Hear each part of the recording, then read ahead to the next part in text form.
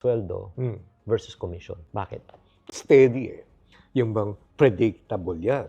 Kaya magtrabaho ko, kaya matulog ako, kaya wala akong ginawa, nag-auto cart lang ako. Andyan yung steady stream of income. What they don't understand is, it costs you a lot. What does it cost you? The opportunity to earn more. So, kung yun ang iniisip kasi, hindi na ako maghihirap, tsaka, alam mo, galing ka rin naman sa sales, di ba, Chinky? One of the biggest reasons kung bakit yung mga tao ayaw pumasok sa sales, Bakit? the fear of rejection. Yes. Grabe. Okay, so, pag takot ka ma-rejected, kako yun lang word na rejection is wrong. So, whenever I give seminars sa mga salespeople, sabi ko, how many of you have been rejected? 90% of the time. Sabi ko, all of you are wrong. You have never been rejected. Ano? You were merely refused. Because the only people who have the authority to reject you are the people closest to you. Like your family members, they don't like you, they reject you. Wow. Eh, yung client mo, hindi mo naman family members yan. Maliban na sa biyanan mo, siguro. So you were only refused. When you change your mind that way, you say, na-refuse ako Teka, maybe there's something wrong with my presentation. Maybe the time is not right. Maybe my client woke up on the wrong side of the bed. Babalikan ko yan. So lumalakas ngayon ng resilience mo. Wow.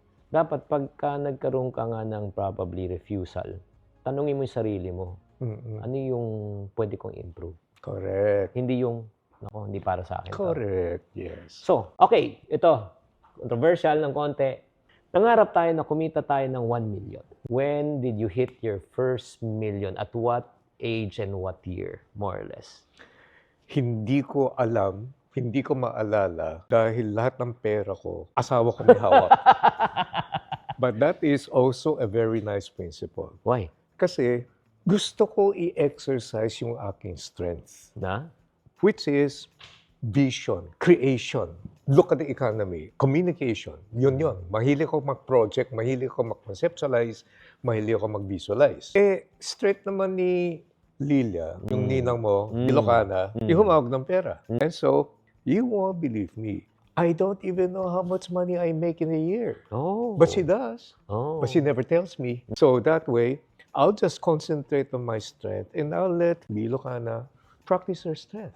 So, if honest to goodness, if you're gonna ask me this question, when ba yun at makano? I can't answer you because I wasn't concerned. Ang pinakamalaking concern ko is this. Kung kumita man ako ngayon, do I have the capability to sustain this? Or should I even improve more? Because times will change. Yan ang mga advantage ko galing sa garments. So sa garments kasi, ito trade secret, Chinky. Okay. Sa 10 design nilalabas namin, siguro mga 7 designs ang hindi kikita. Pero yung 3 designs na yan, pag kumita yan, bawing-bawing ngayon yung losses dun sa 7 at kumikita pa kami ng konti. So when you ask me, Francis, ano pa talaga ang business mo? Nagmamanufacture, nagbebenta ka ba ng pantalon? Ano? Ang sagot kasi no. Ano? My business is managing failure. If I have less failure, I have higher profitability. Kaya sanay ako eh. Yung bang mag-fail ako ngayon, it's just one of the 7 designs. What's troubling you? So I'll concentrate on the 3 and make it 4. And that mindset I still carry to today. Grabe guys. Kung one life lesson ng money lesson that you can pick up, trial and error. Ang goal mo is to more tries and minimize the error.